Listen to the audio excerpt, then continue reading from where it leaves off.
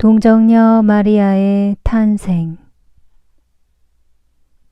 나는 채소밭에서 나오는 안나를 본다. 안나는 그를 닮은 것으로 보아 틀림없이 친척일 어떤 여자의 팔에 의지하고 있다. 배가 매우 불렀고 피곤해 보이는데 아마 나를 지치게 하는 더위와 똑같은 더위 때문에도 그런 것 같다. 비록 정원의 녹음이 우거졌지만 공기는 몹시 뜨겁고 답답하다. 물렁물렁하고 뜨거운 반죽을 칼로 베는 것 같은 느낌이 드는 공기다. 공중에 매달려 있는 먼지로 약간 흐릿하게 된 구름 한 점 없이 새파란 하늘 아래서 공기는 그토록 몹시 무겁다. 오래전부터 가뭄이 계속되는 모양으로 화초들 밑이나 채소들이 줄지어 자라고 있는 두둑을 따라서 특히 귀리를 거두어 들인 밭들이 시작되는 데까지 과수원 한가운데를 건너질러 가는 아름다운 포도나무 시렁 앞과 가장자리에 있는 장미나무들과 자스민과 다른 꽃들과 작은 꽃들 둘레에 있는 땅은 물을 주었기 때문에 짙은 젓갈색인데 반하여 물을 주지 않은 곳에 있는 땅은 글자 그대로 거의 하얀 약간 더러운 분홍빛을 띤 하얗고 아주 가는 먼지가 되어 있기 때문이다. 소유지의 끝을 표시하는 풀밭의 풀까지도 마르고 짧다. 벌써 홍옥 같은 작은 열매가 잔뜩 달린 야생 산사나무 울타리가 있는 곳, 즉 경계선에만 풀이 더 푸르고 빽빽하며 거기에는 목초와 그늘을 찾아서 양들이 어린 목동과 같이 있다. 요아킴은 채소와 올리브 나무가 줄지어 심어져 있는 주위에 있다. 그는 도와주는 사람 둘을 데리고 있다. 그러나 나이가 들었는데도 그는 몸이 재빠르고 취미를 가지고 일한다. 그들은 목이 타는 초목에 물을 주기 위하여 밭 가장자리에 작은 고랑을 파고 있는 중이다. 그러니까 물은 풀과 마른 땅을 헤치고 길을 터서 굽이지어 흐르며 한동안은 노란 수정 같은 모습을 하다가 그 다음에는 열매가 많이 달린 포도나무와 올리브나무 그루 둘레에서 축축하게 젖은 땅에 칙칙한 동그라미에 지나지 않게 된다. 그 밑에 금빛벌들이 황금빛 포도 아래 즙을 탐해서 윙윙거리고 있는 그늘진 포도넝쿨 시렁을 지나 안나가 천천히 요아킴을 향하여 가니 요아킴은 안나를 보고 서둘러 마주간다. 당신 여기까지 왔소. 집은 한증만같이 더워요. 그래서 당신이 고통을 당하는군. 제 임신 말기의 유일한 고통이에요. 이것은 사람과 짐승 모두의 고통이에요.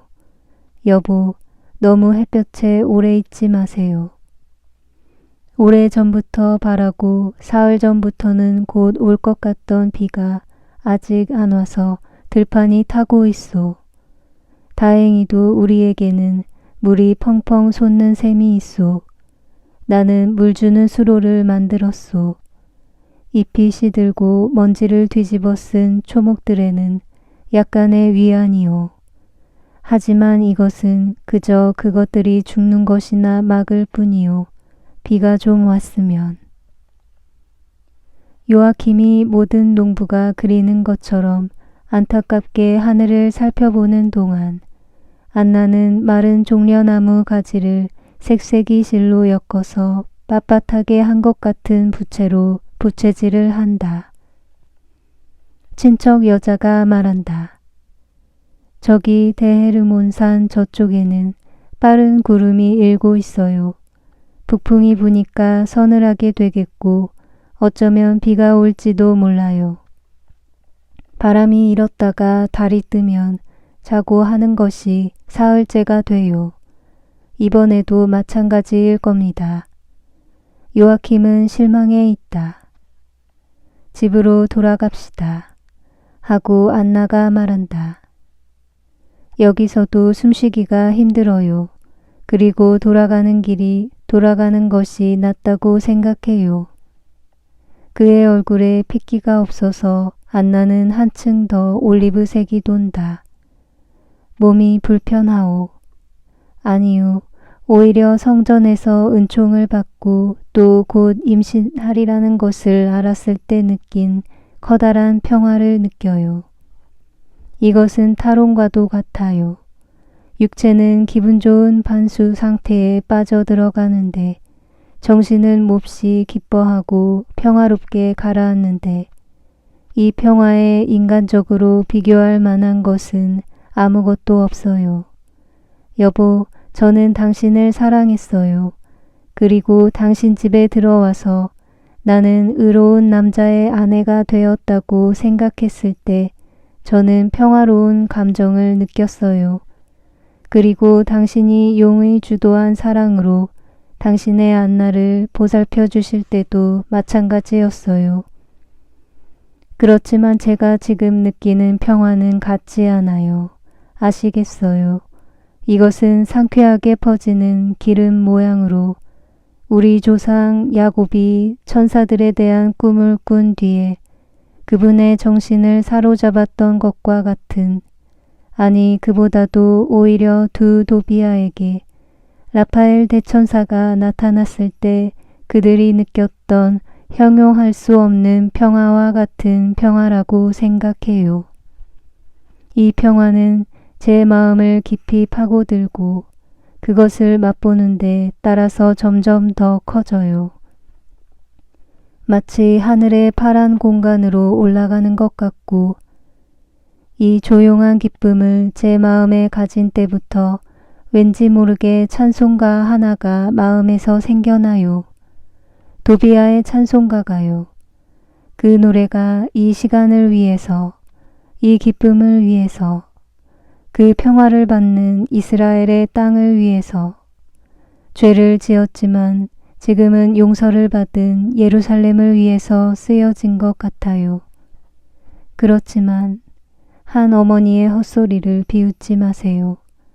그렇지만 제가 내게 내려주신 은혜를 주님께 감사하여라. 그리고 내 안에 당신의 성막을 다시 지으시도록 영원하신 분을 찬미하여라. 하고 말할 때에는 예루살렘의 참 하느님의 성막을 다시 지을 사람이 이제 나려고 하는 이 아이일 것이라고 생각해요. 그리고 또 너는 찬란한 빛으로 빛날 것이고 세상의 모든 민족이 내 앞에 엎드릴 것이며 만방이 내게 선물들을 가지고 올 것이고 너를 통하여 주님을 조배할 것이며 내 땅을 거룩한 땅처럼 지키리라. 왜냐하면 만방이 너를 통하여 위대한 이름의 구원을 빌겠기 때문이다. 너는 내 자손을 통하여 행복할 것이다. 모든 사람이 축복을 받을 것이고 주님 가까이에 모이겠기 때문이다. 너를 사랑하고 내 평화를 누리는 사람들은 행복하다. 하고 노래가 말할 때 운명이 성도에 대해서 예언한 것이 아니라 제게서 날 아기에 대해서 예언한 것으로 생각해요. 그리고 그 평화를 제일 먼저 누릴 사람은 그의 복된 어미인 저예요. 안나는 이 말을 하면서 얼굴빛이 변하여 마치 달빛에서 불빛으로 변하는 사람처럼 빛나기도 하고 그와 반대가 되기도 한다. 기분 좋은 눈물이 그의 뺨을 타고 흘러내린다. 안나는 그것을 알아차리지 못하고 자기 행복을 생각하며 미소 짓는다.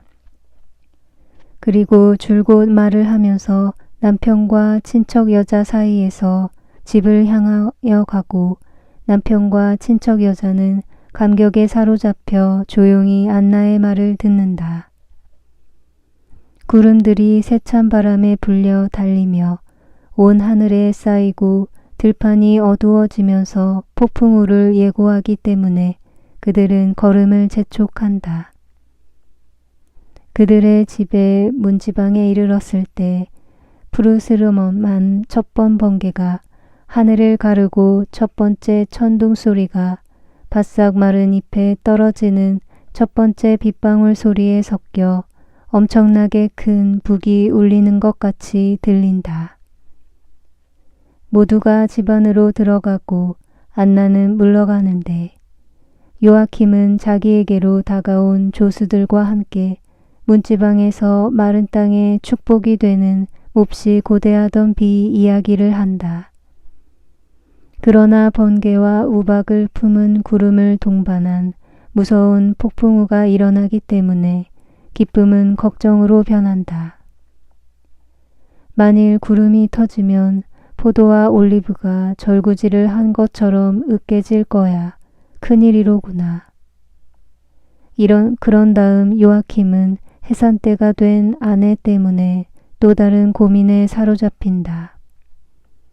친척 여자는 안나가 조금도 괴로워하지 않는다는 안심이 되는 소식을 전한다. 그러나 요아킴은 마음이 어수선하다. 친척 여자나 다른 여자들은 그 중에는 알페오의 어머니도 있다. 안나의 방에서 나왔다가 더운 물이 담긴 대야들과 커다란 부엌 가운데 있는 아궁이에서 빛나게 활활 타올라오고 있는 불꽃에 말린 수건 따위를 가지고 돌아오는데 요아킴은 여자를 만날 때마다 소식을 묻고 그들이 말하는 것을 듣고도 안심을 하지 않는다. 안나에게서 부르짖음 소리가 없는 것에도 요아킴은 걱정이 된다. 그는 이렇게 말한다. 나는 남자이고 아기 낳는 것을 본 적이 한 번도 없지만 고통이 없는 것은 매우 좋지 않은 징조라는 말을 들은 기억이 나는데 유남스럽게도 세찬 폭풍으로 인하여 밤이 일찍 온다.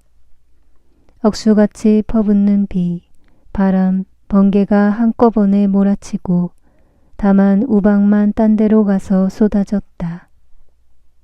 사환들 중에 하나가 이 격렬함을 지적하면서 말한다. 사탄이 제 마귀들을 전부 데리고 지옥에서 나온 것 같습니다. 저 시커먼 구름들을 보세요. 공기 중에 퍼져 있는 유황 냄새를 맡고 저 불길한 획획거리는 소리와 저 통곡하고 저주하는 부르짖음을 들어보세요. 그게 사탄이라면 그놈이 오늘 저녁 단단히 화가 났습니다. 다른 사환이 웃으면서 대답했다. 큰 먹이가 그놈에게서 빠져나갔거나 미카엘 대천사가 하느님의 벼락을 쳐서 그놈이 뿔과 꼬리가 잘리고 탄 모양이지. 어떤 여자가 지나가면서 외친다. 요아킴, 곧 나오려고 해요. 그리고 모두가 쉽고 다행스럽습니다. 그리고는 작은 항아리를 두 손으로 들고 사라진다. 세 남자는 세 남자를 벽으로 몰아붙일 정도로 세찬 마지막 벼락 소리가 있은 다음 폭풍우가 갑자기 가라앉는다. 그리고 집 앞 정원의 땅에는 벼락의 기념품으로 검고 연기가 나는 구덩이가 하나 남아있다.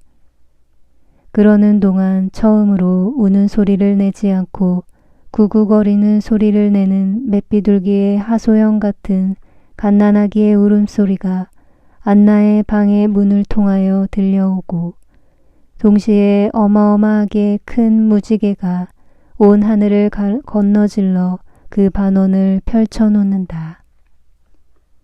햇볕을 받아 가장 미묘한 분홍기를 띤 흰 빛깔의 설화 섞고 빛깔 같은 무지개는 헤르몬산 꼭대기에서 나온다. 아니, 적어도 나오는 것 같다.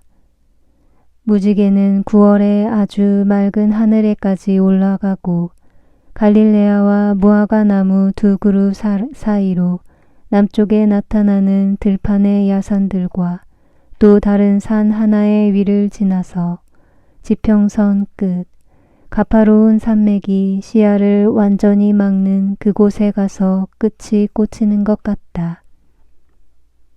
일찍이 본 일이 없는 기막힌 광경이로구나. 보세요, 보세요. 무지개가 이스라엘 온 나라를 둘러싸고 있는 것 같아요. 그리고 벌써 저것 보세요. 해가 아직 지지 않았는데 별이 하나 나타났어요.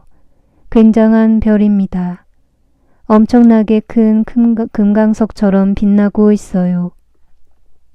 그리고 달도 떴어요. 만월이 되려면 아직 사흘이 남았는데 만월입니다. 얼마나 찬란한가 보세요.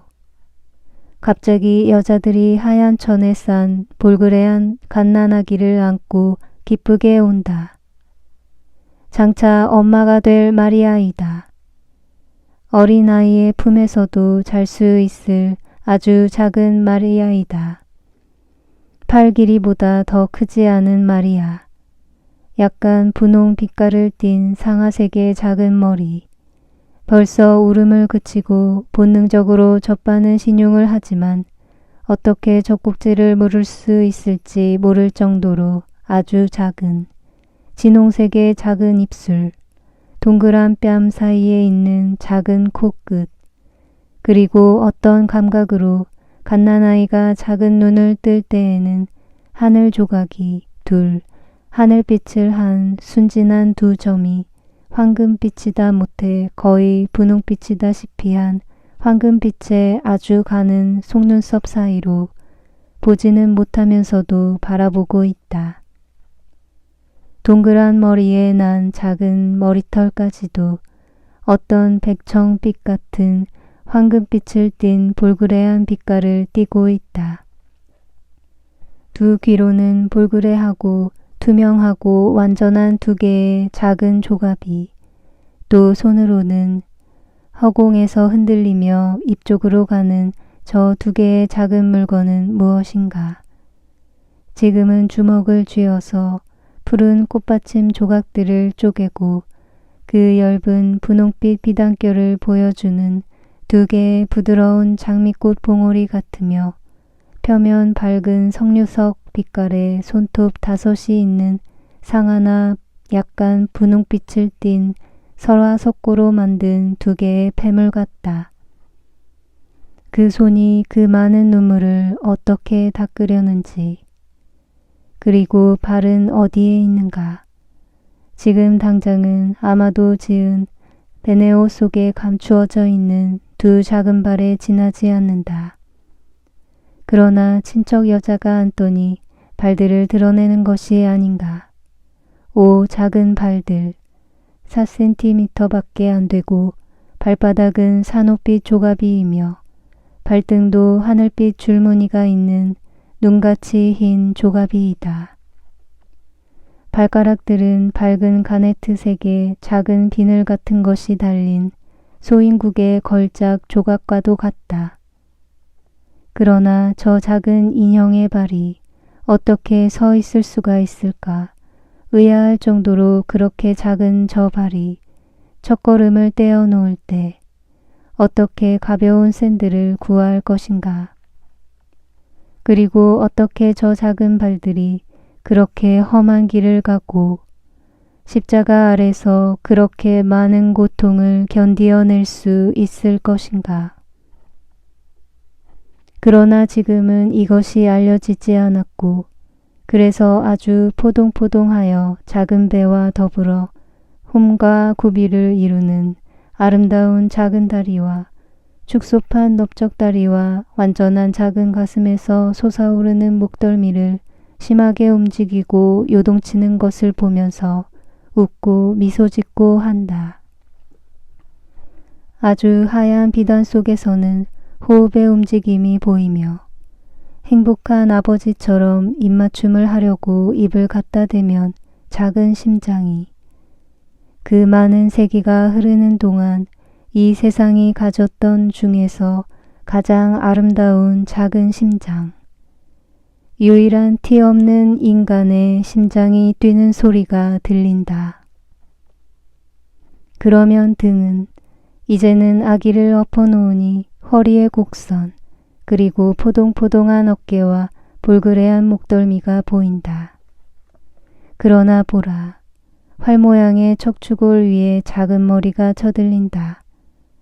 그가 발견하는 새 세상을 둘러보는 새의 머리 같다.